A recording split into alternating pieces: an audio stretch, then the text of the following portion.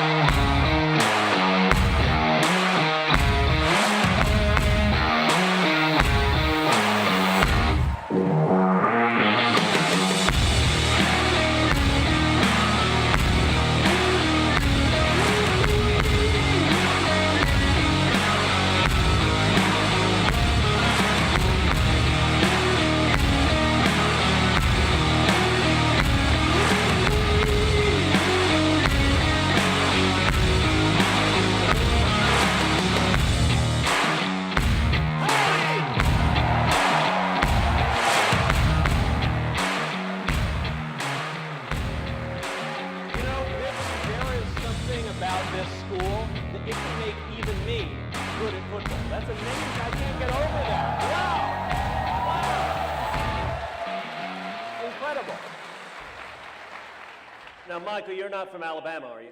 No, I am not. I can tell you 100% I am not. What, did something happen? The earth shook.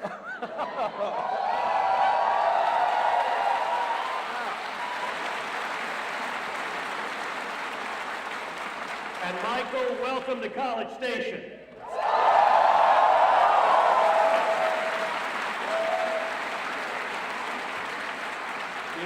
Senator, we were in Madison, Wisconsin last night. It was a little chilly there, okay? Not just the weather, the politics. A little bit chilly. But here, the sweet air of freedom in Texas. And Mensheviks. They were. It is good to be here in this great free state at this fabulous university with all these wonderful conservative students. Thank you so much for having me. Should we do a podcast?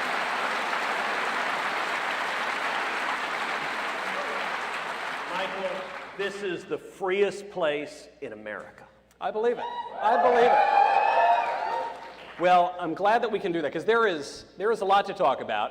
And the left and the media and big tech and Dr. Fauci want to shut us up and muzzle us and not let us talk.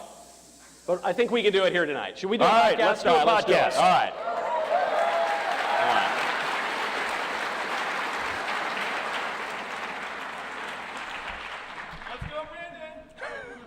Who's this Brandon guy? Is that a football thing? No, I don't think it's a football thing. Is it? I keep hearing, though, everybody loves this guy. Brandon is clearly winning the Heisman Trophy this year.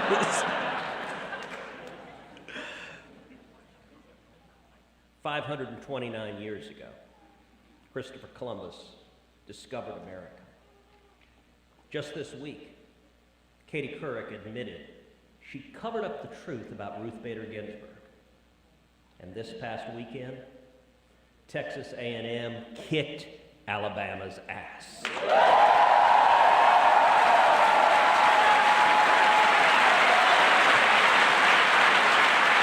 This is Verdict with Michael Knowles.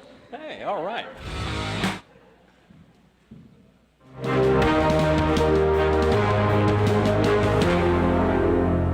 Welcome back to Verdict to everyone out there in the online audience. There are a lot of people in this room here at Texas A&M, and there are many, many more of you out there in the online audience. I think actually, Senator, because of this magnificent athletic victory by Texas A&M that just happened, we ought to focus a little bit about sports, because some of the biggest cultural battles right now in the entire political scene actually revolve around sports. Well, most importantly, let me ask you, where were you Saturday night?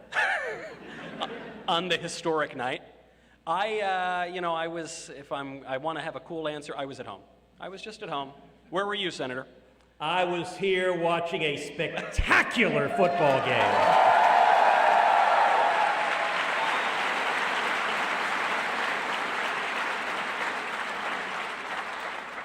And look, it's easy in hindsight to claim it, but I can tell you, I told several buddies going in, I said, look, I think that the Aggies have a real chance. It had been a tough couple of weeks, tough couple of losses for A&M. Alabama was on top of the world. They're like a protein. Everyone thought they were going to win. They were overconfident, and they were playing here at home in Kyle Field. It was dangerous, and from the opening kickoff, the Aggies were dominant, and it was spectacular, and watching everyone storm the field at the end. All right, how many people here stormed the field? By the way, I saw the officers at first. They were trying to stop people. They pushed people back, and then they just said, screw it. We can't do it. But the one thing they did is they stood around the goalpost. There were 6 or 7 guys that looked like the offensive line of the Texans. And they're like, whatever you do, you ain't pulling the goalpost down. So that they succeeded in holding off, but it was spectacular. And I was with some friends who looked down and said something colorful that I'm going to edit and make PG. Okay. But the comment as we looked at tens of thousands of students on the field was, 9 months from now, there may be a whole lot of babies born.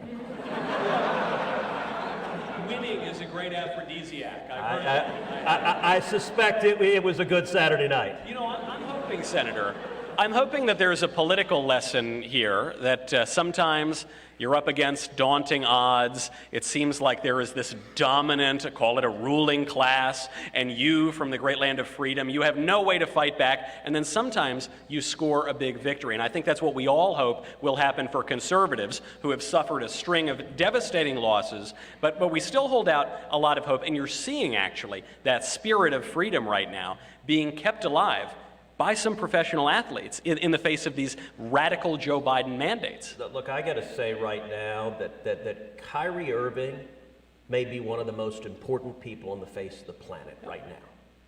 If you think about what he's doing, he's taking a stand against forced vaccination mandates, and he's doing it at real cost. I mean, we're talking $100 million or more that he's putting at risk. Look, you and I aren't gambling $100 million. I don't know that there's anyone here that has been willing to say, I care about principle enough that I'll give away $100 million and not play. And has there ever been a more profoundly hypocritical and revealing reaction than the media's reaction? As Kyrie Irving is taking this stand, the entire corporate media is treating him like he is Darth Vader. They are attacking him, they are demonizing him, and it's night and day. It's the exact opposite. Colin Kaepernick, Right. when he dropped to a knee during the national anthem, he was a saint. He was he the was greatest a hero. He was Martin Luther King. Yeah. And by the way, he made, tens of millions of dollars for doing so and got hosannas everywhere, and it was very profitable, and at that point he couldn't throw a football to save his life. Kyrie Irving, that man can play ball. Well, you know, he can dribble. Okay, I'm one of the 6 people on planet Earth that saw the movie Uncle Drew. Did any of y'all see Uncle Drew?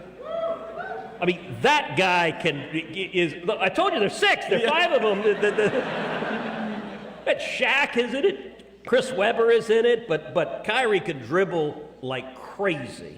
He's a hell of a ball player. And by the way, he's on the nets with KD and Harden. And by the way, that, as a Rockets fan, that is very painful that Harden is up there with him. But he's putting it all on the line. And what does it say? ESPN is a giant corporation that is a leftist advocacy organization for the hard left of the Democratic Party, and they are flooding the zone. Every show on ESPN is what a villain Kyrie Irving is, because he's willing to sacrifice himself because he says it's not right that people are fired because they don't want to get vaccines. You and I, when we flew down from Wisconsin here today, when I was on the plane, I was on United, a flight attendant pulled me aside. She said, you know what? I'm one of the United employees who's not going to get vaccinated. She said, I've been at United 29 years. Wow. I'm getting ready to get fired. Kyrie Irving is fighting for her. That is courage, and the media is despicable with how they're treating her. These are 2 really, really important points. One is, when you are speaking truth to power, very often, power doesn't like it. The power doesn't like it. And so when everyone was saying that Colin Kaepernick, he's this great lone voice speaking truth to power, every single ruling power was applauding him and encouraging him and giving him more fame and more money because he wasn't speaking truth to power. He was a tool of the dominant ruling class line. Kyrie Irving is genuinely speaking truth to power. And the second point, and this I think is a keen observation, everyone is looking at this story about Kyrie Irving as if it's about public health, or it's just about mandates, or it's just about government power. It's a story, as you say, about the media and the media's dishonesty, and frankly, the way the media have lied about this guy and about this issue, it shows you what an important stand he's making. Look, it is, when you tell the powerful what they want to hear, it makes them happy. It's also not courage. It's when you tell them what they don't want to hear, that's when they censor you, that's when they shut you down, and that's when they demonize you. The degree to which, and one of the things that I never understood about the media, I used to think 5-6 years ago that you turn on the TV, you watch some host, and there's some lefty host, and they're saying ridiculous things, and you're like, oh, what a jerk. What I didn't understand, I don't blame the talent anymore. Our media companies are controlled by the corner office. It is the network executives that make a decision. Jeff Zucker at CNN makes a decision, flood the zone, this is the message, and every host echoes that message. And I guarantee you that is happening at ESPN. The word has gone out, pound Kyrie Irving because he's dared disagree with the corporate orthodoxy. Right, of course. And you're seeing this increasingly. We've always known, as you say, that these news networks, sometimes they seem like jerks, sometimes they get the story wrong. Maybe you chalk it up to just an accident. But they never knowingly lie. No, never. They would never do that. And then what happened this week? And this was amazing. It's not just left on right dishonesty. It's not just the left-wing media lying about conservatives. The left-wing media even lie about their left-wing icons when the left-wing icons disagree with the agenda. And you saw it this week with Katie Couric and an interview that she had with RBG, Ruth Bader Ginsburg, the feted, iconic, notorious RBG. Katie Couric said, yeah, RBG said something I didn't like, so she's an old batty loon and I took it out. I'm only slightly paraphrasing. That's basically what she said. Worse than that. So 2016, Katie Couric is interviewing Ruth Bader Ginsburg. And Ruth Bader Ginsburg, she asks, it's when Colin Kaepernick is doing his kneel down, and she asks Ruth Bader Ginsburg, what do you think about it? And she said, I think it shows contempt for the government that has given him all of the freedoms we have in this country. And that was news. This was a big deal. We were having a national argument. Yeah. This is a sainted lion of the left. And Katie Couric realized, oh crap, this is not the narrative that my propagandists want me to push. And so what did she do? She just edited it out. And she didn't edit it out because it wasn't news. She edited it out because it was news. Right. And she said, I want to protect Ruth Bader Ginsburg. That's what she used, protect her. From herself. From herself, from not being woke enough. Because Katie Couric, and the media will say this, doesn't matter how lefty you are, if you're not woke enough for the immediate minute, they will erase you. And by the way, it broke today. David Brooks, another opinion columnist of the New York Times. A supposedly sort of conservative New York Times columnist. Well, all right, so Katie Couric called David Brooks and said, hey, what should I do? Ruth Bader Ginsburg just said that kneeling during the national anthem shows contempt for the country. And David Brooks said, oh, you need to edit that out. No, that's not the message the old gray lady is trying to push. They're not journalists. They are professional liars. And by the way, lie is not too hard a term, because another story that just broke this week is Joe Rogan had a heck of an interview on a podcast. Joe Rogan, tell us about what happened. So this was the most magnificent interview I've seen in quite some time. In fact, Michael said he was so impressed he's going to shave his head like Rogan. I was thinking about it. I'm going to take up MMA, and I don't know, he smokes things that I don't know if I stick to cigars, okay? I try not to go far past that. But here's the story that you heard, because we're talking about the difference between the gray lady, all the news that's fit to print, and all the news that fits the narrative, which is what the left really pushes. So here's the story you saw in the mainstream media. Crazy, kooky, right-wing radical Joe Rogan is so paranoid about coronavirus that he ate horse dewormer to protect himself against the Wu flu. Okay. And by the way, you're at A&M. They've got a lot of folks that know about ag, know about horses and cattle. We're all going to be really safe from the...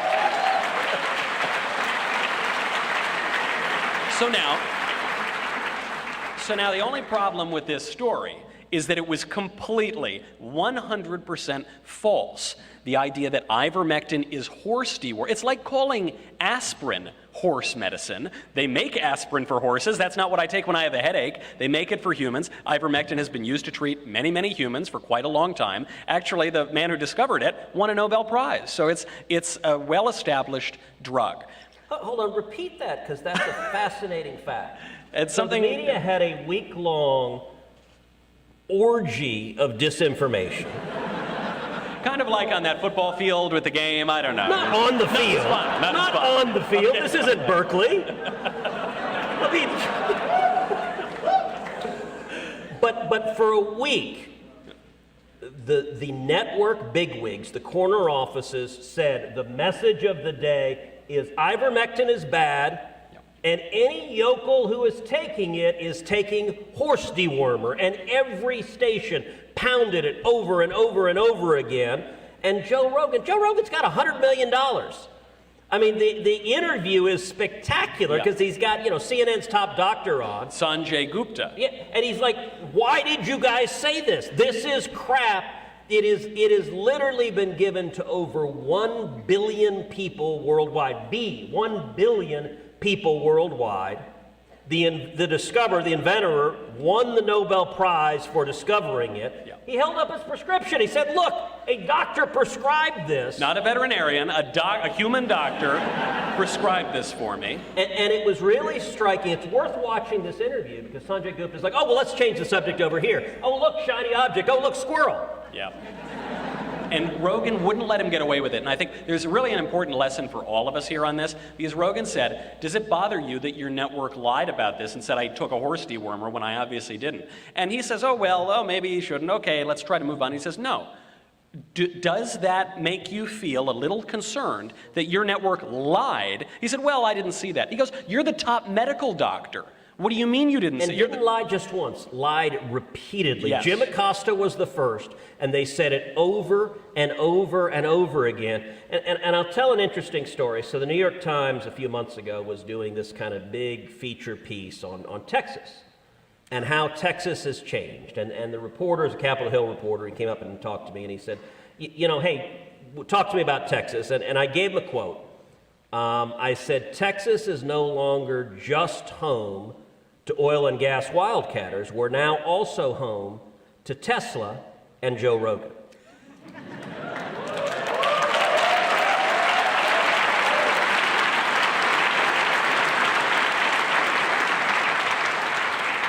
So the New York Times reporter used the quote, but only the first half of it. So it's the final quote in his story, which is Cruz, Texas is no longer just home to oil and gas wildcatters, period.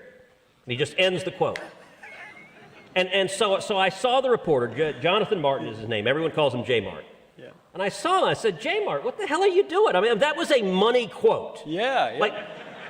And here was his comment. It was fascinating. He said, New York Times readers don't know who Joe Rogan is.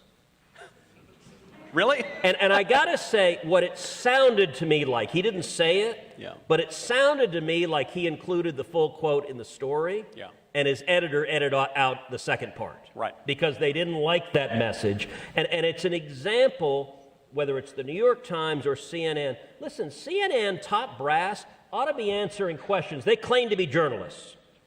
Why did they repeatedly and deliberately lie over and over and over again? Same thing Katie Couric did.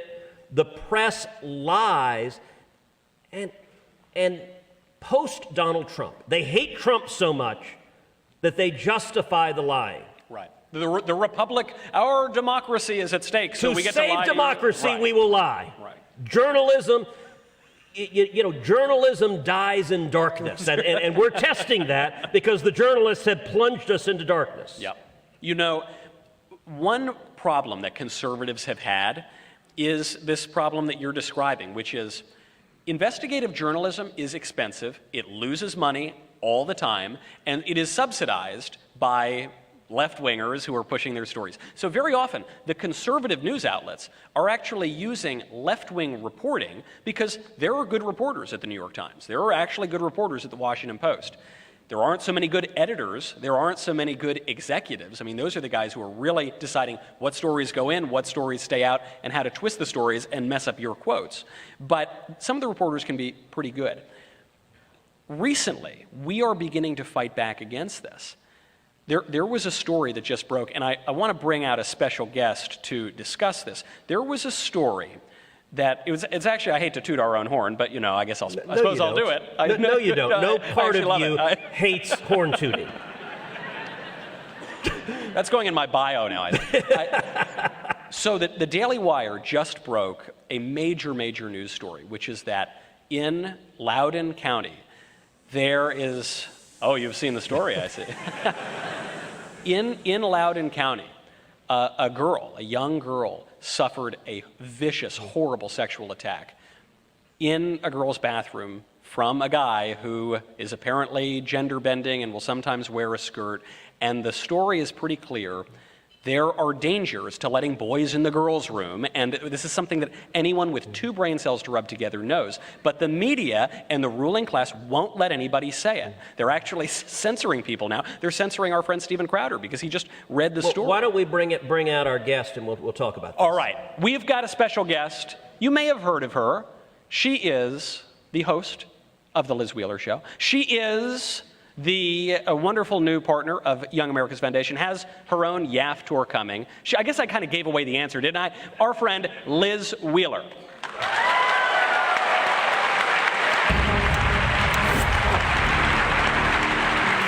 Conservatives, this is your wake-up call. Fight back against this destructive Marxist ideology. Big tech is essentially using left-leaning organizations who claim to fact-check to silence anybody who disagrees with their radical leftist ideology. They tell us that if we don't do something, if we don't pass the Green New Deal, that our Earth is going to die in 12 years. They said the Arctic would no longer enjoy ice. If they've gotten every single thing wrong in the past, why would we believe them? This is our time. This is our opportunity. Why would we let that go? If you let these hypocritical, tyrannical politicians take an inch, even with the excuse of an emergency, they will take a mile.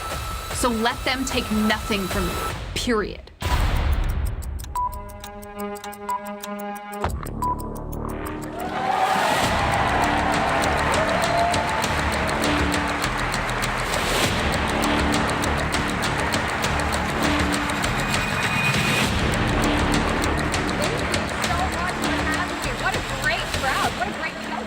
Well, thank you. It's great to have you here. You've got a lot going on, so I'm glad you could make time for us. You've got the new show. You've got the new partnership with YAF. You've got the new baby. I guess that's a pretty big one.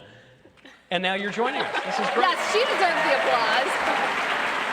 Yeah, I'm super excited to be here. We're thick into launching the new show. We launched it this May, the Liz Wheeler Show. We're about 60 episodes in, and torching the mainstream media, owning the libs, dropping the facts. These are my everything favorite that we love to hobbies. Oh my gosh. So Liz, we really wanted to bring you out because you followed this story pretty closely. There have been a lot of problems in Loudoun County, even beyond this, but I think this story really highlights the problem. And actually, just today, the Washington Post, the mainstream media had been silent about it. The Washington Post was forced to publish a story about this reporting, which originally was from a conservative group. So what happened in Loudoun County? Yeah, what happened in Loudoun County is, unfortunately, what's been happening across the country, and that is those who claim to care about women are ignoring the safety and security of biological women when it comes to the issue of transgender bathrooms or gender-neutral bathrooms. Obviously, those on the left are worried about being called transphobic, and so they don't point up the fact that, women are women, meaning biological women are women, and we want privacy in locker rooms, we want privacy in the bathrooms, and when you open it up to these gender-neutral policies, then what happens is some terrible creeps, some perverts, some predators take advantage of that, and that's what happened in Loudoun County. What happened in Loudoun County is they instituted a transgender bathroom policy, and a 9th grade girl was raped by a man allegedly wearing a skirt in a gender-neutral bathroom. And because this was a very hot-button topic, the transgender bathrooms in this particular school district, of course, because we all have our eyes on Loudoun County, the school essentially tried to cover it up. They denied that it happened, even though the suspect is going to plead guilty to assorted sexual assault charges. They tried to cover it up completely. They tried to silence the parent who was exposing this. It's really, truly terrible, all because they didn't want to stand up for women because it contradicts their transgender narrative. Well, Liz, when you say they tried to silence the parent, I mean it's not like they arrested him or anything. They did arrest him. Oh, wait a second. Wait, no, come on. No, why would anyone arrest a parent? That doesn't make any sense. Yeah, and this is maybe one of the most interesting parts of this story, one of the most corrupt parts of this story, because the father, and you all might be familiar with the father involved in this story. Do you remember the video that went around from Loudoun County of the father? He's a bald guy. He was very irate. But they arrested Joe Rogan? Now this is news. Soon enough they will, but not yet, thankfully. They arrested him and dragged him out of the school board meeting, and he became, labeled by the left the poster child of what the left wants to say are angry Republican parents who are opposing critical race theory or transgender policy in school. They arrested him, and the prosecutor's actually trying to throw him in jail, even though at most this would be a misdemeanor. You're the prosecutor here, it probably shouldn't be anything. Meanwhile, the suspect who allegedly raped this girl went back to school and committed another offense, another sexual assault. And the school tried to deny the whole thing to parents. So I want to unpack this because I think this is shocking and shameful, and it captures an awful lot of what is happening. Number one, you have a predator who allegedly raped a teenage girl in a bathroom.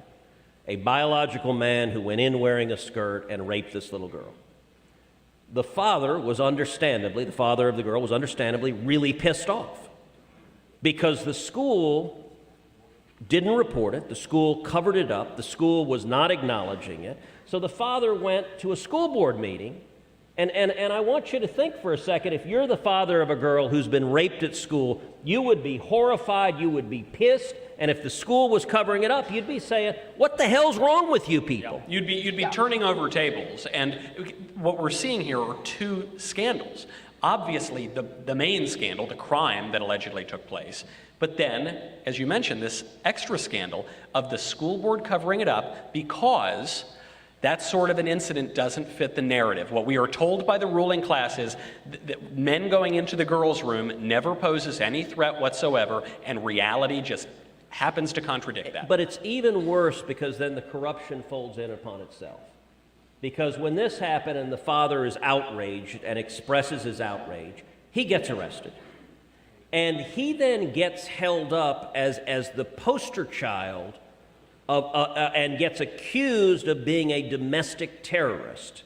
And incidents like this, the Attorney General of the United States under Joe Biden, Merrick Garland, points to him and other parents who are unhappy about what's being taught to our kids, about the nonsense in our schools, and Joe Biden's Attorney General calls that dad and other parents who are pissed off, calls them domestic terrorists. So you get the government going after parents trying to protect their kids, and you get the media obscuring it all in blackness. And I want to pause and say something that you said to begin with. Look, the facts of a violent sexual assault on campus, that's news. That's real news. It wasn't the Washington Post that broke it. It wasn't the New York Times that broke it. It wasn't CNN or ABC or CBS. It was the Daily Wire.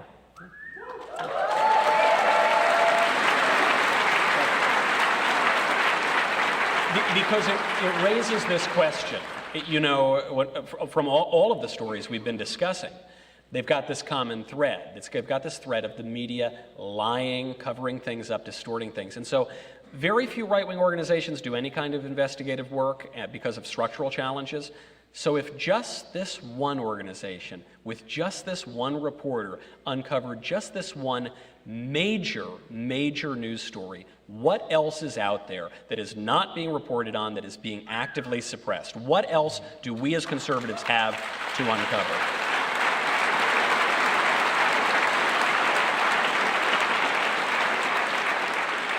And I got to say, it is a powerful thing. Look, I love everyone at the Daily Wire. And I've spent a lot of time with you guys. He's about to tell us who he likes best. I don't know why Ben Shapiro slanders you so much. In an arm wrestling match, you'd take Ben 2 out of 3 times. Thank you very much. Finally someone gives me the credit. But look, the Daily Wire's headquarters in L.A., I want you to understand, this is not some media conglomerate with a skyscraper. This is basically 6 guys in a van. It used to be in a parking lot in L.A. It started in a pool house. It actually started in a pool house. And then, so it started in a bathhouse. That's a different story. The New York Times is already writing that up. They're writing it down. You guys are now in Nashville, so you fled Looney Town and you came to America. We wanted them to come to Texas. We actually made a hard pitch for Texas. But look, you know why I didn't come? Because all my exes live in Texas, which is why I hang my hat. I'll excuse myself now. Good night. So, true story, Michael had never heard that song.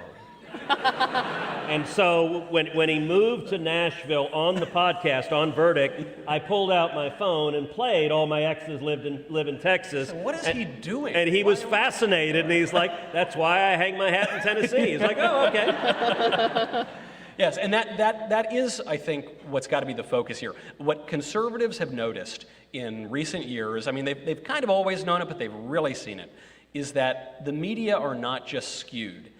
They are the opposition party. They are the apparatus of the left. And they are the group that needs to be undermined. They don't have credibility. They don't have authority. And we need to build those institutions and do it ourselves, which I guess is the purpose of this podcast. It's the purpose of the Liz Wheeler Show. It's the purpose of coming to campuses all around the country. And it's why we get to speak directly to people who are being lied to. You know, it is an interesting comment, though. One of the reasons why you're seeing the rise of alternative means of communication is because the media is so corrupt. You know, CNN's ratings have dropped. They're getting about 800,000 viewers a show. Yeah. I mean, it's pitiful. And to give a sense, look, this podcast, we started this podcast last year. Within weeks, Verdict became the #1 ranked podcast in the world. Actually beating Joe Rogan. I hate to take a shot, you know, but he got us again in the end. But And we've had over 30 million downloads since we started doing this. This is a powerful tool we get for a given episode. Yesterday we had 100,000 people live streaming when we were up at University of Wisconsin-Madison. We'll get on an episode anywhere from 250,000 to 500,000-600,000 people downloading a particular episode. This podcast is nearly up to CNN's ratings. That's a little ridiculous, given that it's us, our chairs, our shag carpet, and our friend the cactus. Yes. Well, and don't you think one of the reasons for that, too, is that it used to be that conservative media was somewhat of a niche, right? That people who really wanted good reporting, people who wanted good analysis, good commentary would go to more right-leaning websites. But then the last 4 or 5 years, we've seen the media organizations that used to claim to be nonpartisan, they used to claim to be straight news, they don't even try to pretend that they're not biased anymore. I mean, we saw that during the election. We saw it with the Hunter Biden laptop story. We saw it with the Russia collusion story. Hunter Biden didn't have a laptop. No, he had 4, right? He had 4 that the Russians have now. It was a Russian laptop, right?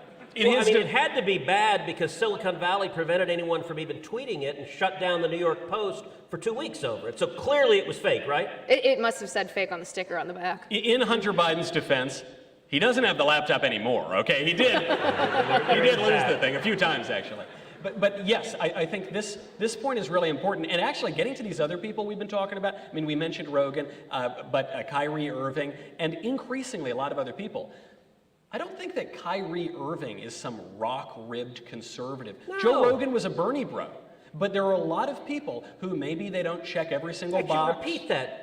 So Joe Rogan endorsed Bernie Sanders for president. Because you and Bernie have so much in common. He's not woke enough. Yeah. They'll still slander him as taking horse dewormer. They'll still go after Ruth Bader Ginsburg when she goes off the script. And so I do think, you know, to your point, Liz, and to your point, Senator, when you're getting hundreds and hundreds of thousands of people, 1 million people perhaps, on episodes of so-called alternative media, why is that? It's because it's not just the handful of rock-ribbed conservatives. It's because a lot of people with common sense and common decency who have maybe a little bit heterodox views and dissent from the left-wing establishment, they just want the truth. Well, I don't know if you saw a couple of weeks ago, it was one of the left-leaning organizations, I can't remember if it was Planned Parenthood or Emily's List or one of these things, they tweeted out a quote from Ruth Bader Ginsburg, a quote about women, and they edited out the word women. Yeah. They removed women from Ruth Bader Ginsburg's quote and made it persons because apparently you're not allowed to say women. This is, and by the way, look, they made votive candles out of Ruth Bader Ginsburg. Mm-hmm. And they are editing her statements for being insufficiently woke post-mortem. Well, you know what they said? So what they did, the line that Ruth Bader Ginsburg said was, a reproductive choice is essential to a woman's right in health and safety. And they changed the woman's right to people's rights. So you've got all of those other birthing people who aren't women, I guess. Okay. So I got to tell you, 2 weeks ago at a Senate Judiciary Committee hearing, Cory Booker, and Cory's a friend. He's a good guy. He was talking, this is on C-SPAN, it's a live public hearing, and he makes a reference to mothers. And then he stops and corrects himself and says, oh, I mean birthing people. And I went up to him afterwards on the Senate floor. I'm like, dude, really? Really? Are your people that nuts that saying mothers is like unacceptable. And I won't say what he said because I'll keep his comments private. But well, I have something to say to him. I gave birth 8 months ago, and I can assure you, I'm not a birthing person. I'm a woman.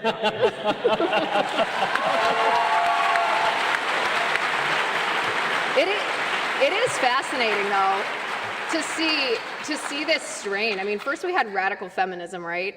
And which was kind of the man-hating strain. And now we have this new strain of wokeism that's actually trying to erase the very essence of womanhood. I mean, it ties into the Loudoun County story, how, they're saying, well, biological women don't really count. Anybody who identifies as a woman, maybe wears a skirt, counts as a real woman. And they're doing the same thing with those of us who give birth, women. I mean, what could be more fundamental to being a woman than your ability to create new life and give birth to that life? And now, apparently, that's not good enough for the woke folks.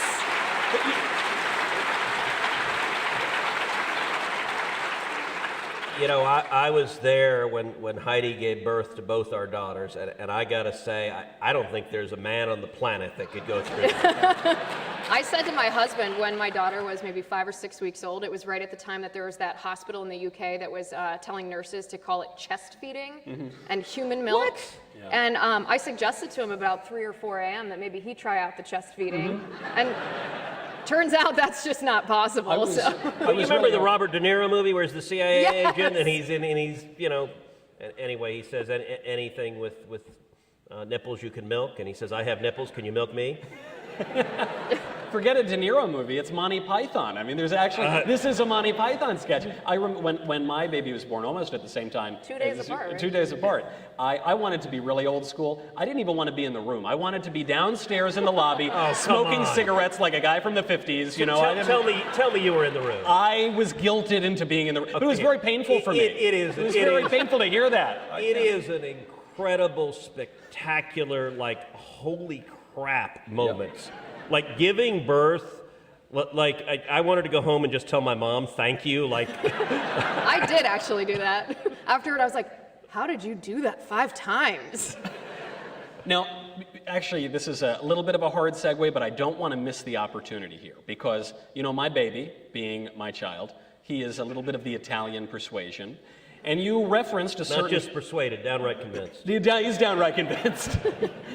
I can't help but notice you mentioned a certain famous Italian. You might even call him an Italian-American at the top of the show, a man that we were all supposed to celebrate this week, a man who I was told when I was a little boy discovered America, and a man whose name we are no longer allowed even to mention, Mr. Christopher Columbus. You remember him? You remember him? The round of applause is for your segue. That was something. Thank you so much. I got to say, number one, that was a very natural segue. As our wives birthed children, so Columbus birthed the new world. Wow. That's why he's the senator and I'm the podcast host. But I actually do think it ties in with the education issues, it ties in with the lies from the media, because Christopher Columbus, who, when I was a kid, we celebrated Columbus Day, he was a great American hero, he discovered America. Now he is considered one of the worst villains in the history of the world, whose statues have to be torn down and whose memory has to be erased. How did that happen? This is not a segue, but did you see what Senator Elizabeth Warren tweeted on Columbus Day? Don't tell me. Happy Indigenous People Day. Yeah, that's... Pocahontas herself, ladies and gentlemen. She is 1/1032nd correct. Mm-hmm. Very fair-minded of you, Senator. Credit where credit is due. It also, frankly, this ties in even too. The idea that Elizabeth Warren, she lies for her whole career, she pretends to be an Indian, she goes about her Liawatha, prancing around, and then she gets called out for it. And then just poof, as though nothing happened. Nothing to see here. She has the audacity to say Happy Indigenous Peoples Day. This woman who's made a career lying about being an Indian, she's the whitest woman ever walked the face of the earth. But it doesn't matter because the ruling class... She saw an episode of The Lone Ranger. Clearly that qualifies. She did, that's true. That's what began her love affair with masks. You know, her support of masking was from the Lone Ranger. So you're saying she just puts it in the wrong spot? She put it in the wrong spot. That's the issue. I will tell you, as just a quick aside that's relevant to nothing.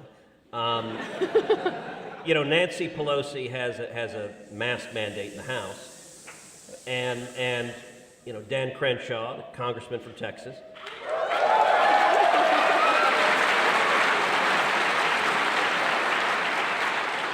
I told Dan he should tell Nancy he's already wearing a mask over his eye. And he earned that mask. I mean, he really earned that one. That mask stands for something real, not the filthy Fauci cloth, of course. It's actual virtue. Yes, it does. But I think, you know, that this, what it all comes down to with the Columbus issue is kind of being seen throughout all these other stories. Columbus, at least in my understanding, stands for America. He is an embodiment of Western civilization in a way. Devoutly religious, intrepid, self-made, doggedly determined, willing to explore uncharted territory, bring the gospel, bring civilization to a new land. He is America, and so the left hates his guts. All right, so we've got a couple of experts here, and listen, one of the reasons why I think people like Verdict, why they subscribe to Verdict, why they listen to Verdict, is they learn things. They learn things that are helpful when they're talking to friends, when they're talking to family, when they're engaged in the back and forth of life. So help me on this. I want to ask both of you, if I hear, as my girls hear at school every year, that Christopher Columbus was a murdering, genocidal, evil psychopath who slaughtered the Native Americans, spread deadly disease, and should be viewed with shame and horror, what facts is that narrative leaving out? Ladies first. Oh, thank you. I don't mind if I do. Okay. The genocide trope here, this is factually incorrect. So there were about 20 million Native Americans living in North America in 1492 when Columbus, you know, discovered our wonderful nation. And tragically, about 95% of them did die in the centuries following Columbus landing in the United States, but they did not die you know, I want to give him credit. He landed in the Caribbean. He found it actually much nicer land, you know, but then obviously a lot of other explorers came to these lands. And right. Yes, there obviously disease spread. That's what happened. Just so you guys know, Michael and I have a friendly competition about who knows the most Christopher Columbus facts. This is a years-long friendly feud, just so you're aware of what's going on here. But disease. Yes, but and to your point, what sort of a genocide are we talking about when there are still indigenous peoples, right? I mean, there were still descendants. There was a lot of intermarriage between the Spaniards and the native peoples. So were there atrocities committed? Of course, there's no question about that. But let's start with the simple fact that if you're measuring whether someone is good or evil, culpability matters. If you deliberately murder someone, that is far more culpable than if you have a car accident and accidentally take a life. Right. In the case of Christopher Columbus and the explorers, is it true that they had germs and diseases that were not present in North America? Yes. Did they know what a germ was? Right. No, it was 1492. Right. Like they had no idea what a germ is, and if you're measuring culpability to be carrying invisible things that you don't know exist, that unbeknownst to you cause disease, is a tragic outcome, but not one for which you can reasonably blame him as having made any decision to cause that. It also happened literally years and years and years after he was here. That wasn't even something that, you know, he brought. This was, you know, like I said, it's tragic for sure. It's an act of God, if you will. It's nature, it's, you know, health, it's germs, but it's not true that he committed genocide. And the accusations against his character, I actually find this, you know, quite amusing. It's a little bit of reflective of our current times, I think. There was a thesis, if you will, written about Christopher Columbus that maligned his character, and it was written by a man named Francisco de Bobadilla. Am I butchering the Italian here? A little bit, but that's with Spanish, but it's okay. It's Spanish. You know, well, who yeah, cares? You can go. butcher their names. As long as it's not the Italians. This man was Columbus's chief political rival. So the equivalent now would be like if Hillary Clinton wrote the history about Donald Trump's presidential campaign. Oh, it would be fair. It would be clearly fair. Absolutely clearly unbiased. Accurate. Right. And that's where we get this idea, or that's what's taught in schools right now, that Christopher Columbus had this terrible character based on what was written by his chief political rival. That's not exactly an accurate view of history. By the way, there are other accounts from the times, and it's not as though they're just hagiographies. They paint the realities of what happened, but one, for instance, by Bartolome de las Casas, the first resident bishop of the Americas, considered one of the greatest defenders in history of the Native Americans. But de las Casas remained an admirer of Columbus for his entire life. And Carol Delaney, who's a Columbus historian from Stanford, she points out that much of what Columbus is accused of doing, there were murders, there was enslavement, were crimes committed by other people, and in fact by politicians who outfoxed Columbus. And in many cases, Columbus was the one arguing for leniency and trying to have a more humane policy. So I will tell you guys, you're both new parents. When your kids get older, our girls are 10 and 13, and they start going to schools, and even in Houston, Texas, that they engage in this propaganda. Yeah. And listen, when I sit down with my girls, I still remember 4th grade, my eldest daughter came home with her friend and said, oh, Christopher Columbus is evil and genocidal. I was like, ooh, genocidal, that's a big word. 4th grade, wow. And I sat down and I said, look, I'm not vested in convincing you Christopher Columbus is the greatest man to ever live. Right. I don't have a particular dog in that fight. Yeah. But I did ask her, I said, we do have a federal holiday named Columbus Day. Do we typically name federal holidays after genocidal maniacs? Right. Do we have a Pol Pot Day? Yeah. Milosevic Day, that's my favorite feast of the year. Do we have a Stalin Day? I mean, that ought to pause for a second and make you think, well, okay, presumably someone saw something of value to make it a federal holiday. And what is depressing about in K through 12 education, in colleges and universities, in media, in journalism, is they are telling a narrative, and your first reaction on this, Michael, I think was really important, because you said Christopher Columbus, whether you hate Columbus is a proxy for whether you hate America. Yeah. And when this was really struck me was last year at Thanksgiving, when my girls came with their friends and they were saying, Thanksgiving is another holiday that celebrates the Pilgrims oppressing the Indians. I'm like, what? Okay, what Thanksgiving is that? Yeah. Like, no, it's not. And let me be clear. Look, when I was in school, did they teach a little bit of a sanitized history? Probably. Were there atrocities and murders and horrible mistreatment of Native Americans? Undoubtedly. But it wasn't one-sided. There were also, I love asking lefties a simple question. Tell me, from whence derives the verb to scalp? Right. Like we know what this word means, and it was warfare and conquest, and so people on both sides did things that were not great. And if you want to teach history with warts and all, that's great. But the thing to understand about those that want to teach Columbus was evil and those who want to teach Thanksgiving was evil, what they're really vested in teaching is that the Western settlement of the New World, the founding of the United States, the Declaration of Independence, the Constitution, all of those were bad. All of those were a force for evil. This was a nation that began with evil and has perpetrated evil ever since.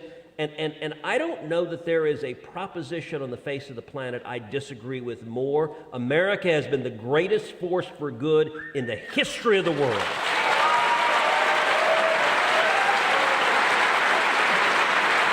This is such a good point. Because you hit on something here when you mentioned that the Indians, they could fight pretty hard too. I think it diminishes the indigenous peoples when we pretend that they're just passive creatures and they're noble savage. It's patronizing. The left views them in this patronizing view instead of like they were human beings. Yes. There were good people and bad people and people kind of in between. When Columbus arrived at San Salvador, very religious man, named the island he landed at San Salvador, he encountered the Taino people, who were by all accounts a very amiable, lovely people. And they invented cigars, so I have a particular soft spot for them. So So he encounters the Taino people. Some of the Taino had scars on their bodies. They had scars on their bodies because of another indigenous peoples, the Carib people, from whom we get the word cannibal. They were cannibals. They bred babies to be eaten, and it's well attested to historically. There was ritual cannibalism in North America with the Iroquois. The Aztec civilization slaughtered 80,000 people in 4 days by ripping their beating hearts out of their chests to their gods that they were worshiping. Now, I'm not saying, just as you point out, that all of these people were awful and terrible and did terrible things, and I'm also not saying, like the left does, that they were all the most wonderful, innocent people in the world, merely passive victims of the West. I think it's much more respectful to say they're people. There were people, and they lived in cultures, and some of those cultures had bad ideas, and some had good ideas. And we who are here today, regardless of the morality of any of these men, we owe our civilization to them. We owe our country to them. Do you like America? Do you like being here in this free land that we're all in? Well, then maybe have a little gratitude to your forefathers. But instead, we stand on their shoulders, and we think that we're flying.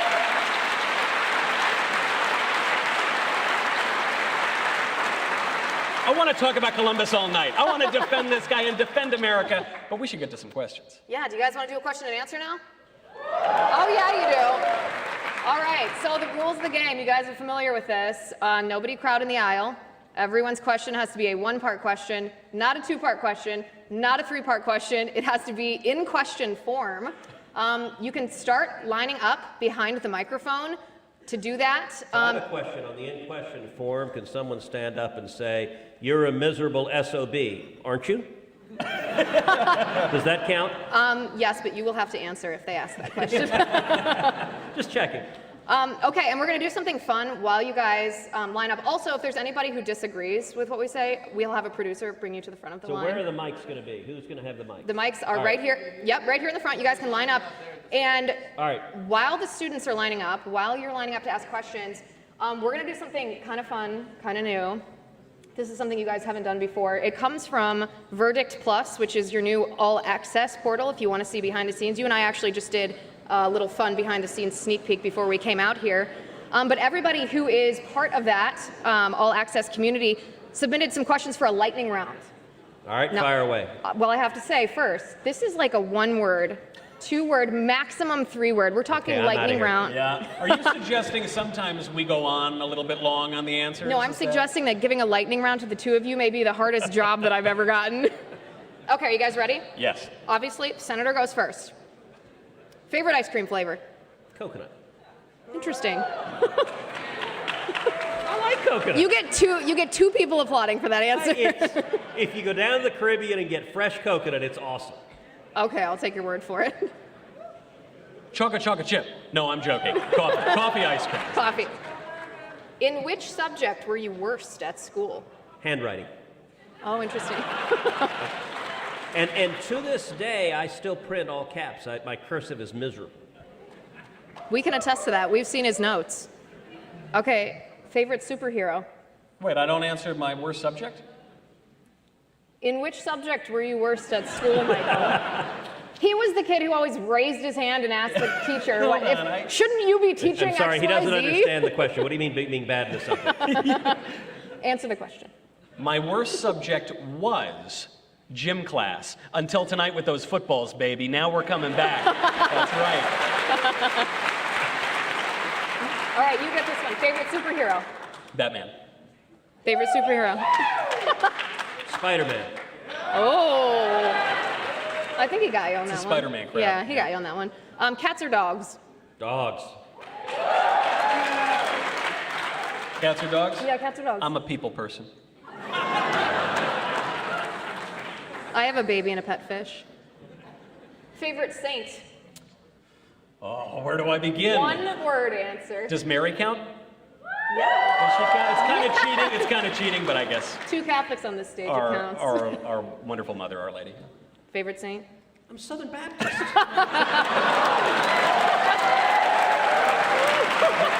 The New Orleans Saints, right? That's your favorite? The saints still pray for you. Okay. So actually, quick aside, yesterday, after the show in Madison, he got a question about something about the Saints. I didn't understand the question. And I said to him, where do the saints come from, something like that. He gave this very learned answer about Catholic theology, and my answer was, well, I thought the saints were good once they got Drew Brees, but that... He cuts right to the chase, it gets to the heart of the question. All right, this is a really serious one. I think it's really going to dig deep. Tell us something about both of your character. Have you ever worn socks with sandals? No. I'm not a socks with sandals guy. I'm worried about what Michael's answer is going to be. Not only would I not wear socks with sandals, I would not wear socks with loafers. I'm very anti-sock. It's not very... I'm a Northeasterner, no socks. That's a weird take. You are literally wearing bad socks right now. With Oxford shoes, of course. All right, last lightning round question, then we're going to get to the controversial stuff. All right, what's your favorite book? Look, it's trite to say the Bible, but you'd have to start with that. Atlas Shrugged is amazing. All right, so I'll go the Bible and then Atlas Shrugged. Okay, you can have more than one word for that answer, because that's a good answer. All right, Michael. Okay, we're saying the Bible that's set. Yeah, that's okay. We're talking about one's second set. book. Okay. Second favorite. I'll give you one novel and one nonfiction. Yeah, that's fair. Crime and Punishment by Dostoevsky. Yep. And then I'm going to give you a really esoteric answer. Poetic Diction by Owen Barfield. If you haven't read it, which I suspect not a single person in this room has, not a lot of people have found it, it's a great book. You should go read it. I'm going to lose $5 because I thought he was going to say his own book. Lost that bet. Speechless, ladies and gentlemen. Okay, before we get to the question and answer, a big round of applause, please, for the Young America's Foundation for putting on this amazing event, and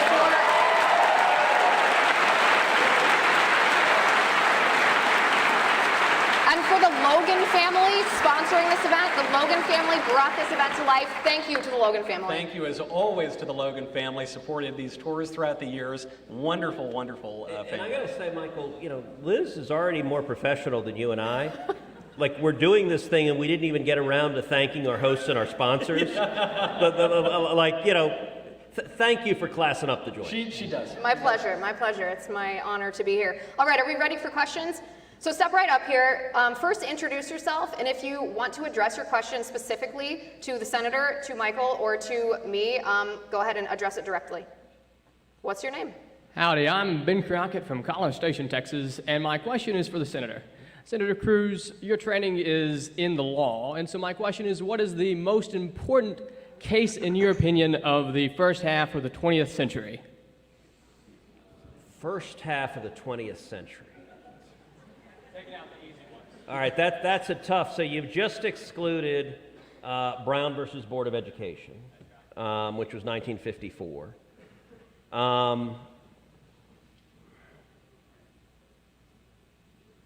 don't have a good answer for first half of the 20th century. And I'll tell you a strange thing about how I remember things. I don't remember dates.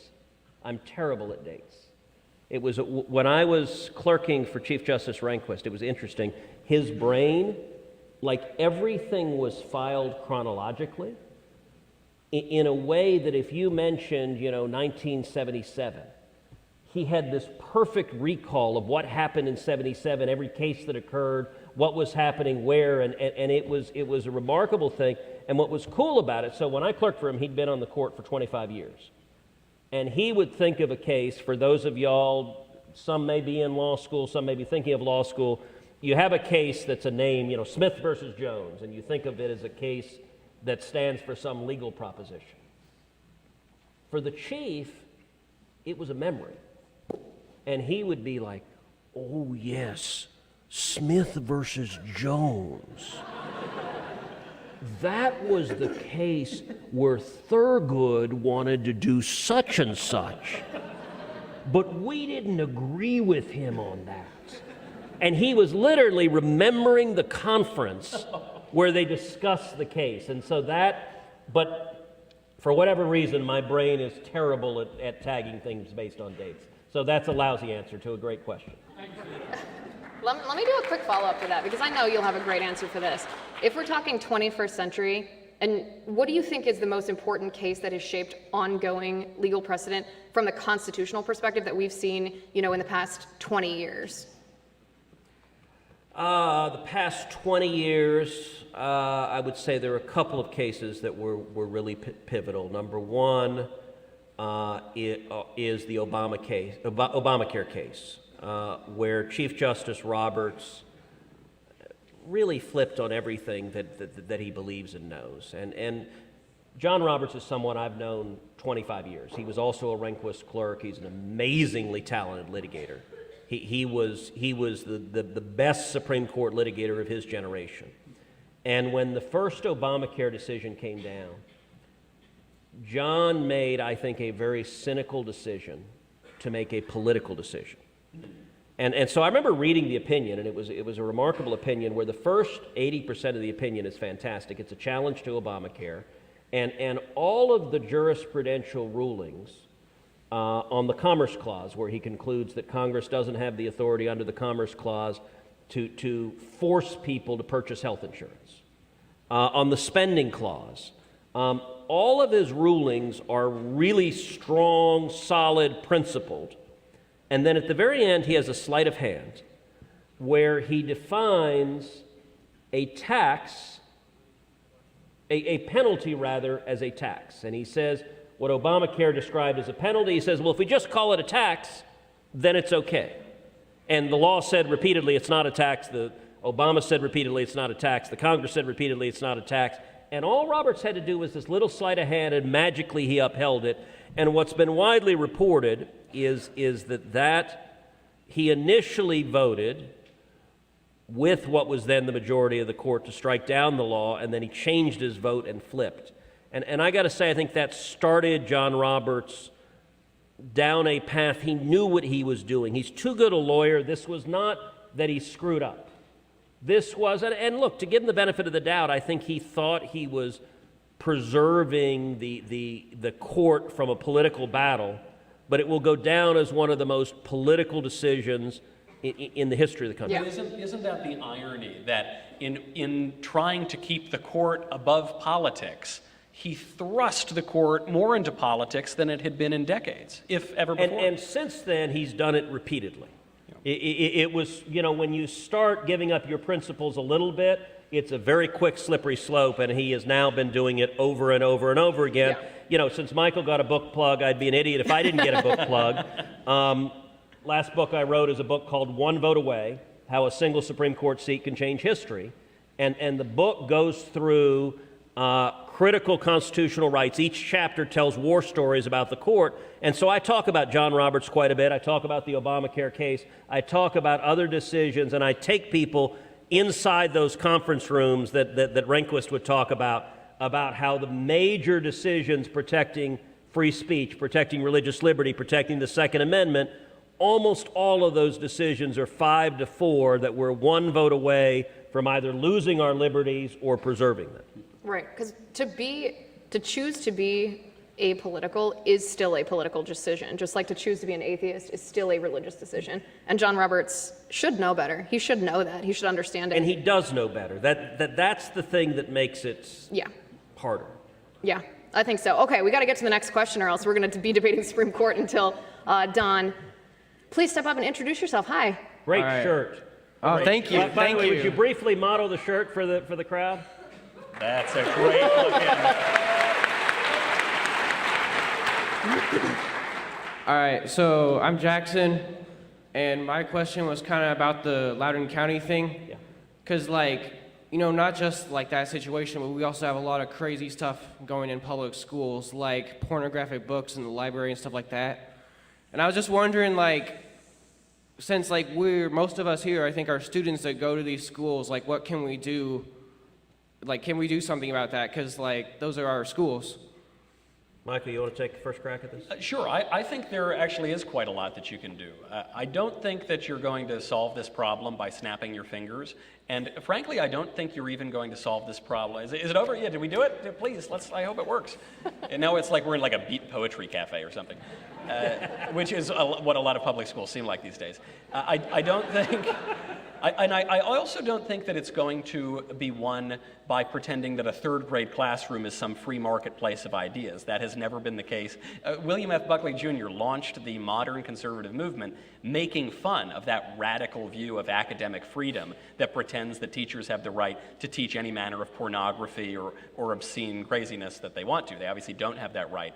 I think the way that we begin to fix this is, one, students can speak up, and students should also speak to their parents, and parents should go speak to the school boards. And you're seeing it notably in Loudoun County right now, but you're seeing it at school boards around the country. And it's ordinary Americans of all stripes, of all shapes, of all persuasions. They are showing up and saying, we do not want this stuff in our schools. Our schools are going to educate students. They're going to teach them that some things are true and some things are false and some are good and some are bad. And we have a right to have a say over how our children are raised, especially when what the schools are teaching is so often false and evil and ugly and wrong and destructive for the individual and destructive for the country. And so they need to assert that political right and learn this magical word that conservatives haven't known very much recently, which is no. No, enough of this. We're not going to have it anymore in our schools. And if I may jump in too, I think before you get to the age that you're a parent and you're going to these school board meetings or you're running for school board or you're challenging what you're seeing in your children's classroom, if you're a college student, the best thing that I think that you can do is get involved and get educated yourself on a personal level so that you are equipped to do this battle, to be part of this culture war. So read as many books as you can, educate yourself on all the issues, learn the arguments of the other side so that you can debunk them. Delve into your faith, find communities of like-minded people, make sure that you are preparing yourself to be a contributing member of society, of the community, get married, have children, raise them to be good Christian children who are patriots, who love America.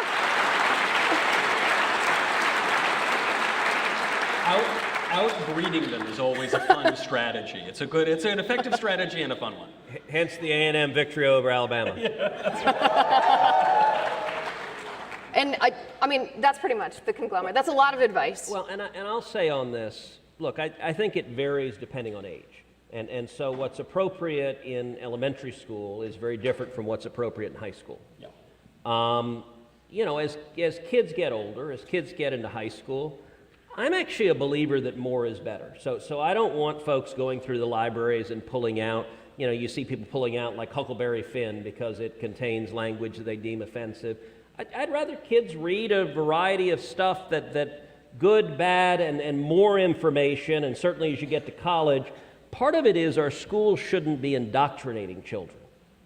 Education is about teaching, not ensuring that you subscribe to a political view. And you know, when it comes to schools that are putting, you know, sexually graphic pornography in the curriculum, in the libraries, look, the last I checked, high school kids don't need the schools to be like telling them sex exists. Like they... It's out there. I mean, they've seen it. Yeah. You know, I when I was in college, I went to Princeton, actually dated a girl from A&M. They're very different campuses. But there was a popular shirt at Princeton that said, "Sex kills." And on the back it said, "Come to Princeton, live forever." On that note, before we get to your question, you guys may have noticed that there's a hat hanging on the cactus right here behind the senator. It's I don't know what it's doing there, but if you guys are interested in Verdict merch, we have new Verdict merch. You can go to verdictwithtedcruz.com/shop. And if you use the promo code LIVE, you probably all have a little card on your seat, right, that you got? If you use the promo code LIVE, you get 10% off of our new merch store, and it's all kinds of, what, like cactus paraphernalia? Mostly cactus paraphernalia, a little bit with me and the senator, but mostly honestly, it's the star of the show. It's really, their faces aren't on the merch. Yeah. The cactus is upstaging them, so I don't know what to tell you. It's pretty cool. It's a little depressing. We've been doing this for 2 years. We've been trying to like have some interesting content and be worth listening to, and we've gotten completely upstaged by a succulent. Yes. But just FYI, in case anybody missed that at the beginning of the show, who is your question directed to? What is your name? My name is Dalton Flatt. I'm from Southeast Kansas. I'm a senior agricultural economics student here at A&M, and my question is directed towards all three of y'all. What was the defining moment that made you decide that this is something that you wanted to do for the rest of your lives? Politics, you mean? Yes, sir. So this sounds like a Kamala Harris bogus answer, but it's actually real. Freedom. It wasn't that, but it was similar. I had momentarily forgotten about that. It's similar. When I was a kid. Can we pause and reflect that she hired child actors to come in? Like who the hell does that? Like, that's weird. Yeah. I'm sorry. No, it was your answer on your formative moments. And actually, Senator, when she put out that video, that was the moment I decided to get out of politics. I said, I enough of this. But when I was a little kid, I was like 2 or 3 years old, my grandfather taught me a phrase. I'm not joking or embellishing. He taught me this phrase, "Read my lips, no new taxes," from George Bush. And I would recite it. It was one of the first sentences I was reciting. And he taught me it's a grand old flag. And when I was 6 years old, I'm dating myself, Bob Dole was running for president. And I don't know where I got this from, but I freaking loved Bob Dole. I was the most enthusiastic Dole supporter, and I campaigned for him around my first grade classroom. I got my mother to go, she was going to vote for Clinton. I got her to vote for Dole and let me pull the lever. I was committing election fraud when I was 6 years old. These days, it's perfectly fine. How are you not a Democrat? By the way, I will tell you, so I don't know Dole personally, but I'll tell you my favorite Bob Dole story. Which was during the Iraq War, so 91. Dole's in the Senate, and I guess I don't know if it's the Iraqi foreign minister or some highfalutin person from the Iraqi government had come by his office to meet with him, and we're in the middle of the Gulf War. And Dole apparently walks out into the hallway in the Senate. She has people crowding around. He goes, "There any military men here?" And 2 young men step forward. They go, "Yes, sir, we're both United States Marines." He goes, "Good. There's an Iraqi in my office. Go kick his ass." True story. Love him. Oh, that's great. Bob Dole would say that. Bob Dole would not. So those were my moments, Senator. So look, mine were at the same age. It was 2 and 3, and it was listening to my dad talking about being a freedom fighter in Cuba. And it was, I grew up with hearing stories of him being in prison, him being tortured, him coming to America seeking freedom, and it inspired me. I mean, from when I was this tall, all I ever wanted to do was fight for freedom.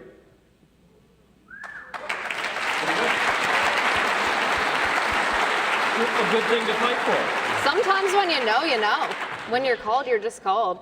I mean, I was the little kid that carried around one of those, remember those multicolored cassette, like children's cassette recorders? I carried it around interviewing people when I was like 4 or 5. I made my sisters answer my questions and like hounded them if they didn't answer things about the house. So that might be where some of my questioning came from.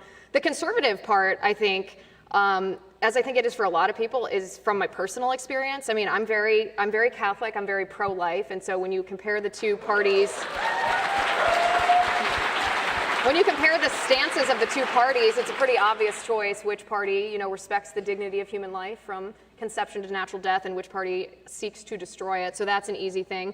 When it comes to the more, I guess, almost intellectual side, the economic side, I mean, in high school I was diagnosed with a pretty serious health problem. It's similar to an autoimmune disease, and there's no known treatment, so I had to turn to, alternative lifestyle stuff. Not that you guys want to know my life story, but that costs a lot of money. Anybody who has dealt with that knows it's not covered by insurance. And I just realized that, thank God that my father, a small business owner, had been responsible with his money, and that he had saved instead of the government telling him what to do with his money. He was able to make that decision for himself that really saved my life, enabled me to have the life that I have right now. And in a nation that didn't have free market or capitalism, that wouldn't be the case. I wouldn't be here right now. So how could I be anything other than conservative?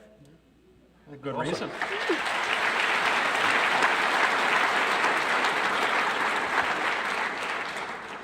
Yes, my name is Bailey Cole. I'm from San Antonio, Texas. In a very weird what-if scenario, if Texas were to secede, or any other state for that matter,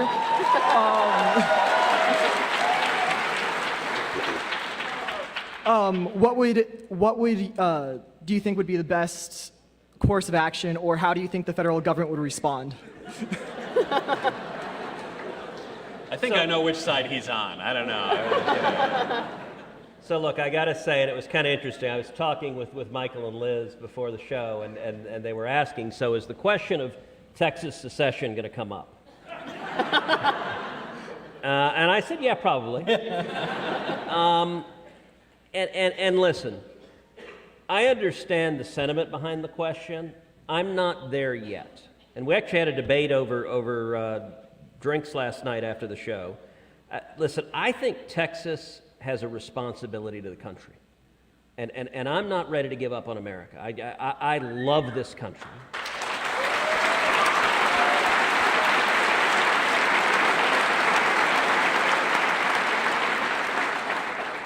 And I think without Texas, look, Texas, we're brash, we're not shy, we're sometimes larger than life, but Texas is right now an amazing force keeping America from going off the cliff, keeping America grounded on the values that built this country, on the values of freedom. I think we have a responsibility. Now, listen, if the Democrats end the filibuster, if they fundamentally destroy the country, if they pack the Supreme Court, if they make D.C. a state, if they federalize elections and massively expand voter fraud, there may come a point where it's hopeless. We're not there yet. And if there comes a point where it's hopeless, then I think we take NASA, we take the military, we take the oil.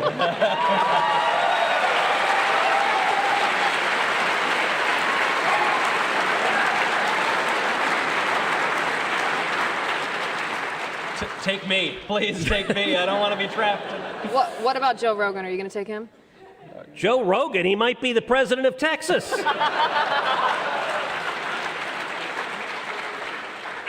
All right, let's get to the next question. By the way, an interesting aside. So Heidi and I, the church we go to in Houston is First Baptist Church in Houston. And there are like 4 Baptists in the audience. They're more Baptists. This is but so I discovered something. Our church was founded by American missionaries coming to a foreign country. And so Texas was our own nation from 1836 to 1845. We were the Republic of Texas.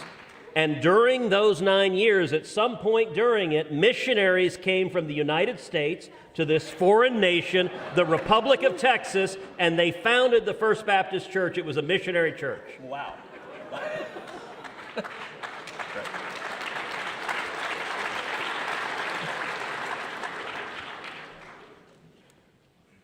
Senator Cruz, my name is Rich Richetsky. I'm a father of 5, and I guess my question, I guess it's for all 3, but I think conservative ideas have a lot to offer this country. When I was growing up, you probably remember the McLaughlin Group. Oh, yeah. Favorite show of mine. I'm just curious, what is it in American culture, political commentary, in the media that prevents a show from that coming up again, where we can really see direct engagement of conservative ideas with liberal ideas? I do have an answer to it, and it's a very direct one. Jon Stewart prevented that. And the way Jon Stewart prevented that was he went on Crossfire, the CNN show. Actually, Tucker Carlson was the conservative host of that at the time.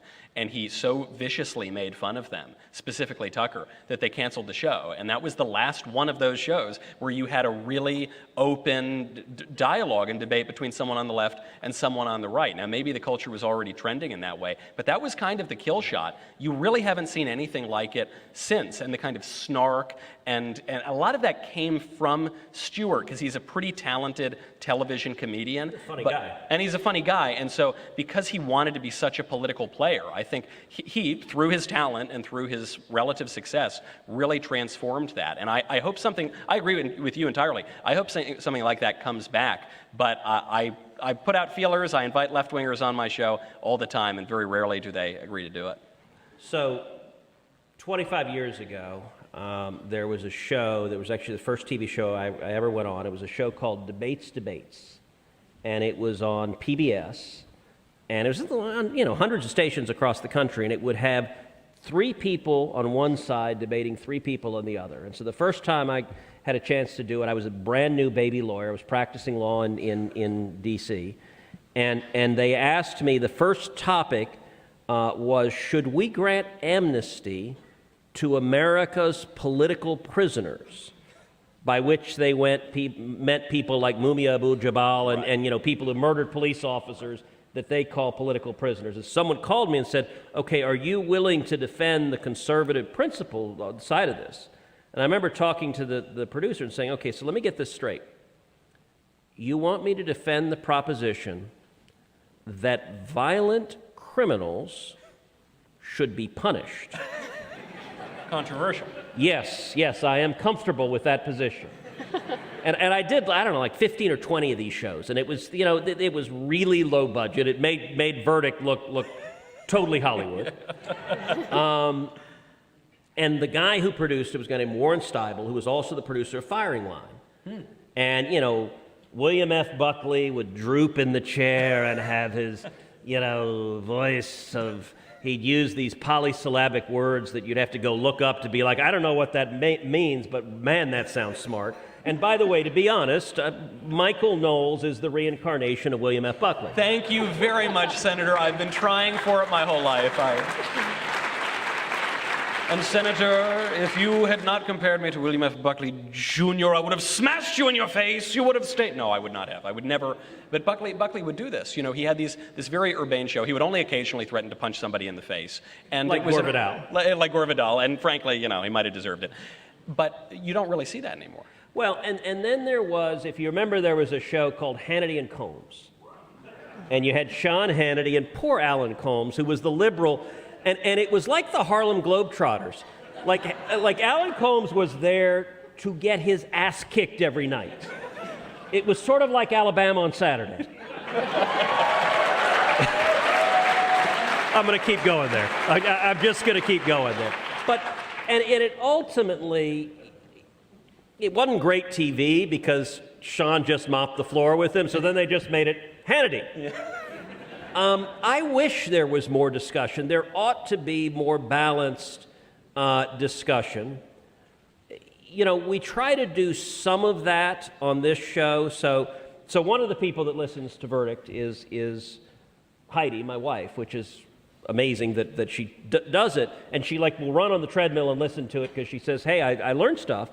But sometimes she will say, and she'll call Michael and she'll yell at him. Come up, I say, that wasn't a good episode, I guess. No. Uh-oh. She will be unvarnished and she'll be like, all right, that one sucked.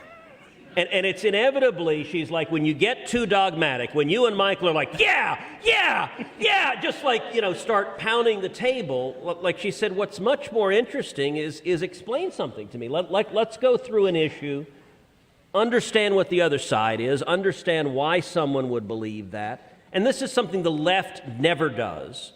And so I do think it's something conservatives need to do more, is explaining and helping people think through and decide for themselves. And hopefully this podcast plays a role in that.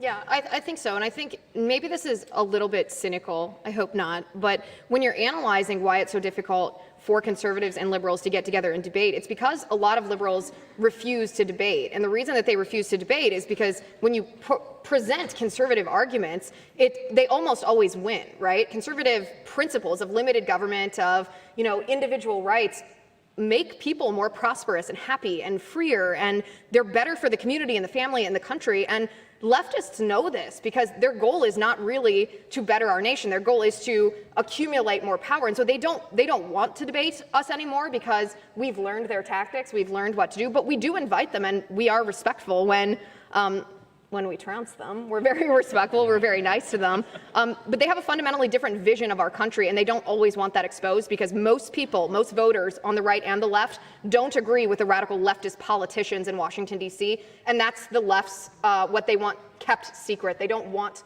their voters to know that the politicians don't represent the voters. And we ought to be able to discuss issues and disagree without getting personal and nasty, without calling someone an SOB. To just say, well, that doesn't make any sense. And I think if we had more discussion based on actual facts and substance, I think it'd be better for everyone.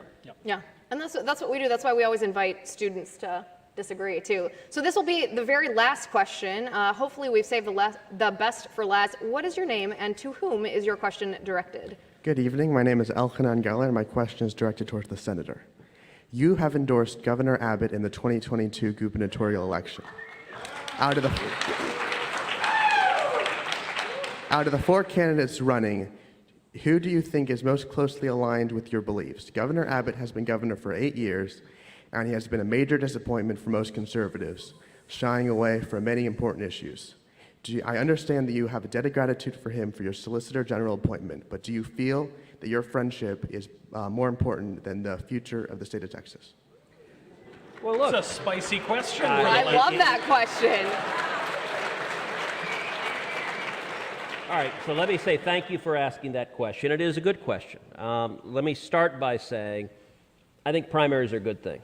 I think elections are a good thing. I think candidates having to justify their record, having to justify what they believe to the voters is right at the heart of democracy. As you noted, I've endorsed Greg Abbott, and I went to a large Tea Party gathering that was in East Texas of a lot of the folks who worked very, very hard to elect me, who I know very well. And I will say this, that was a gathering about this size, about 800 people. And that particular room was overwhelmingly not supporting Abbott, which I knew. They were vocally and aggressively supporting other candidates in the race. And I know the other candidates, they're good people. They're friends. I like and respect them. And I stood up and I explained to them why I was supporting Abbott. And I said, look, let me tell you my personal history with Abbott, which is in 2002. I first met Greg Abbott in November of 2002. So he had just been elected Attorney General. And I was at the time, I was a young lawyer. I was serving the George W. Bush administration in D.C. And I got a call from a friend of mine. And the friend said, hey, Abbott just got elected AG. I said, yeah, I knew that. I wasn't brain dead. And he said, well, he's looking for a Solicitor General. Are you willing to have your name considered? And so I kind of thought about it for a minute. I said, well, let me talk to Heidi. Let me give us a day to think about it. I talked to Heidi. She said, sure, go for it. And so I said, sure. And so I sent in a resume. And I got a call a week or two later, fly down to Austin to interview. I'd never met him before. We did an interview. Frankly, I didn't think there was any chance I'd get the job. I was 31 years old. I was just a few years out of law school. I'd only argued 2 cases in my life, one in the district court, one in a court of appeals, never argued in the Supreme Court. And I assumed Abbott would hire someone who he'd known 20 years. And that would be okay. That's the way of the world. I wouldn't, I would understand that. But I assumed I'd have no prayer. A couple of weeks later, I get a call. He offers me the job. And no one was more astonished than Heidi. Heidi literally admitted to me that she encouraged me to apply because she said, there's no way on earth you will possibly get this job. So sure, sweetheart, you should do this. So I came down, and I worked with Greg Abbott. It's not just a debt of gratitude. Understand, this is not just personal friendship. I worked side by side with him for 5.5 years, from the beginning of 2003 to the middle of 2008. And in those 5.5 years, so when I started, I'm brand new in the job. Here are the marching orders he gave me. He said, look across the country. If we can defend conservative principles, if we can make a difference and go fight to defend conservative principles, go do it.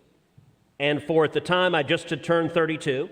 I was like, holy cow, what a job mandate. So for 5.5 years, we were fighting for conservative principles over and over and over again. I'll tell you, during those times, I went into Abbott, Heller versus District of Columbia, one of the big landmark cases before the Supreme Court. We defended the Second Amendment, the right to keep and bear arms. I went into Abbott. I said, look, let's go into the Court of Appeals. Let's fight for this. He said, absolutely. He had my back. We went to the Supreme Court, won a 5-4 landmark case. Defending the Ten Commandments monument on the state capitol grounds. Really, really important case. A huge case. We won a landmark 5-4 case. Medellin versus Texas, which is probably the biggest case I argued at the Supreme Court. That was a case where the World Court and the United Nations issued an order to the United States to reopen the convictions of 51 murderers across the country. And it was the first time a foreign court had ever tried to bind the U.S. justice system. And the case took a weird turn because the President of the United States, George W. Bush, issued an order for the state courts to obey the World Court. And I went to Abbott and I said, look, we're standing up against George W. Bush, who is a Texan, who is a Republican, who is the President of the United States. And I'll tell you, Abbott didn't waver, and he said, go and fight and do the right thing. And we stood up to the World Court and the United Nations and the President of the United States, and we won a 6-3 decision, striking down the World Court's order and striking down the President's order.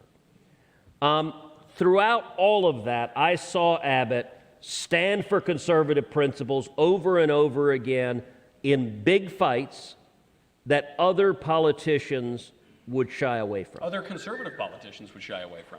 Yeah. What I said and what I explained to this Tea Party group is, number one, and by the way, then when I turned around and ran for office, Abbott has been a mentor to me for 20 years, has supported me, has campaigned for me, has been with me.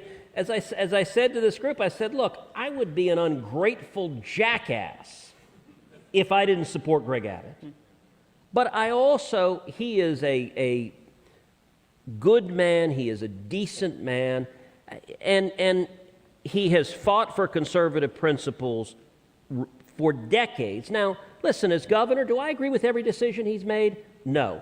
And I think during COVID in particular, these have been challenging times for governors. I don't agree with everything he's made, and that's why we have elections. That's why we have debates to discuss what decisions made sense and what decisions didn't. But I'm supporting Greg Abbott because I've got 2 decades of history by his side, and I've seen him fight for Texas and fight for conservative principles over and over and over again.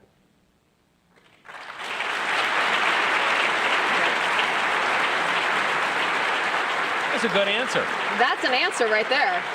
That's a comprehensive answer of somebody who's thought through their position. I would have just said the Ten Commandments case was enough for me, but the Medellin case, I mean, that's really important stuff. And I think your point, Senator, is so important. We have primaries for a reason. We have elections for a reason. We at least used to have election integrity measures, but we're getting them back in place. We're fighting. They want more questions. I wish we could stay here all night. Can I actually break in for a second? If you want to ask more questions, you can go to verdictwithtedcruz.com/plus. It's the all access portal, and Senator Cruz and I will be taking live questions there on a fairly regular basis, and pro questions, con questions, anything. So we don't have all the time in the world. You can actually get a free 1-month trial. Again, on your little card, there's a promo code LIVE. So if you use that promo code, you can you don't even have to pay for the first month. You get that for free, and we'll be taking questions. So we want to take all the questions that we possibly can. So please, we invite you to join us there. Yeah, and I want to thank everyone who came out tonight, because I think you are embodying that spirit of making your voices heard, of making our democracy, which we hear much about, of making it actually work, of fighting for a better country. I, of course, want to thank our friend Liz Wheeler for coming out here. It's my honor, my privilege. And Michael, let me say, there's only one way to wrap up a verdict at Texas A&M, and that is quite simply, gig 'em. Gig 'em. Thank you, everybody. Thank you so much.